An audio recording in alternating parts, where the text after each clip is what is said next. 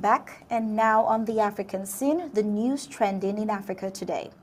After years of campaigning, the African Union may be closer than ever to getting a seat in the G20.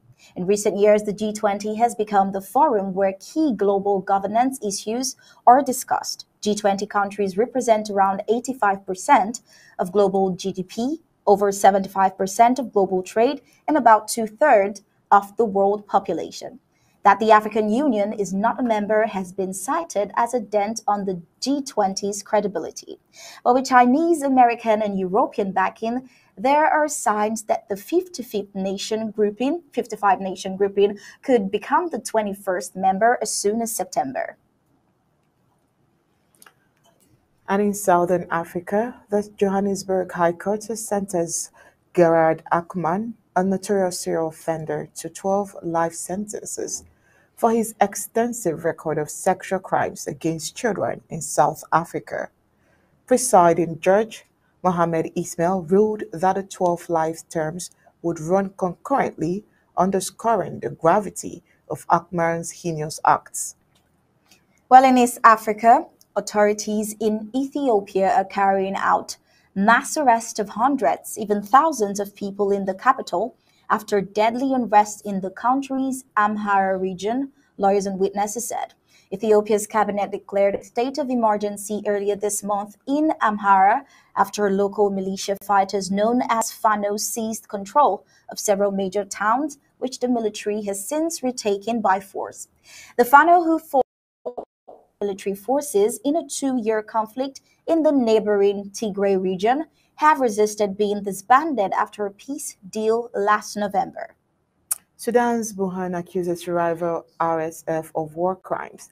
Nearly 4 months into the deadly war in Sudan, the head of the military gave a rare televised speech on Monday, August 4th.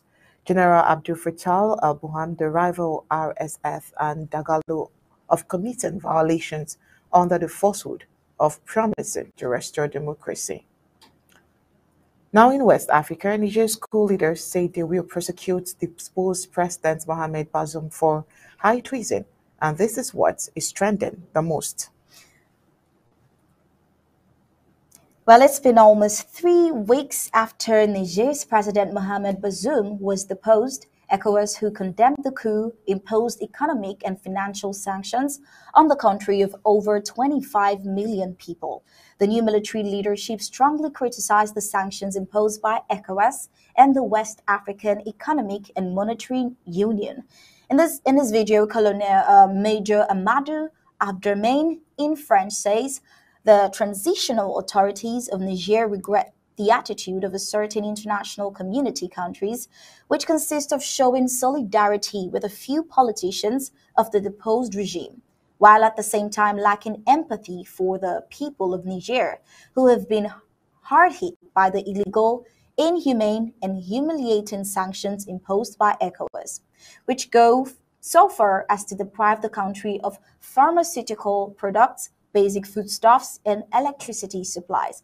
This was said by Colonel Major Amadou Abderrahmane to the press. Well, the sanctions have left landlocked Niger with minimal power supply, as Nigeria, whose supply accounts for 70% of Niger's electricity, has cut off power supply.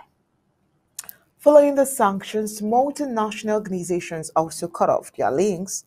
Niger's population has experienced a vast lack of electricity, with only 4.3 million people having access to energy, as 90% of its population uses wood as a source of energy. Prior to this time, a video went viral on social media with the Minister of Finance under the leadership of Mohamed Bazoum crying profusely because the coupers were questioning him on where government funds have gone into. Well, it's interesting to see how they are now publicly alluded to the fact that Bazoum has committed crimes against humanity, crimes of high treason.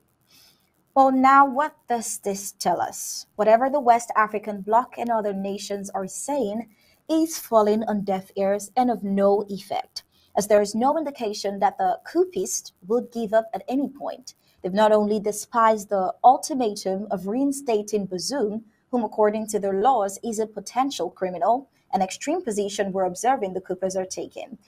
And like Barrister Mbese has said on TV, by international law, the person in control is the legitimate leader. So the incumbent legitimate leadership first will be prosecuting the apprehended Bazoum.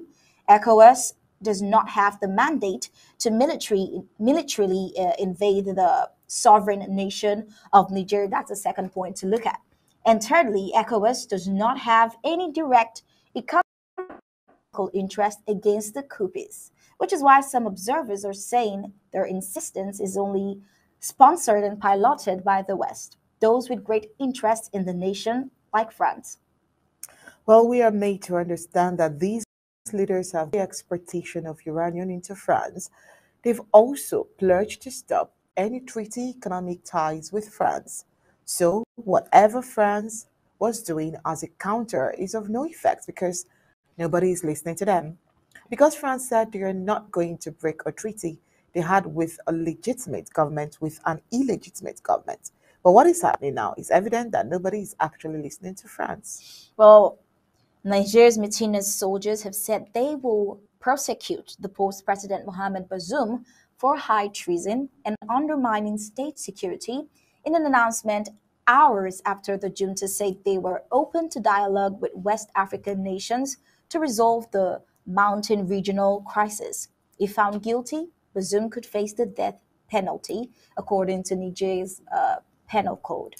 Spokesman Colonel Amadou Abdurrahmani said on state television on Sunday night that the military regime had gathered the necessary evidence to prosecute before competent national and international authorities they ousted President and his local and foreign accomplices for high treason and for undermining the internal and external security of Niger.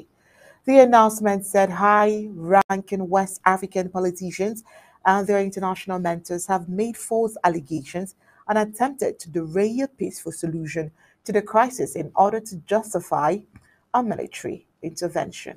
But it said Bazoum was being charged following his exchanges with these people. The statement did not identify specific Western countries and did not specify a date for the trial. But as is our duty, we'll keep you updated on any more developments on this.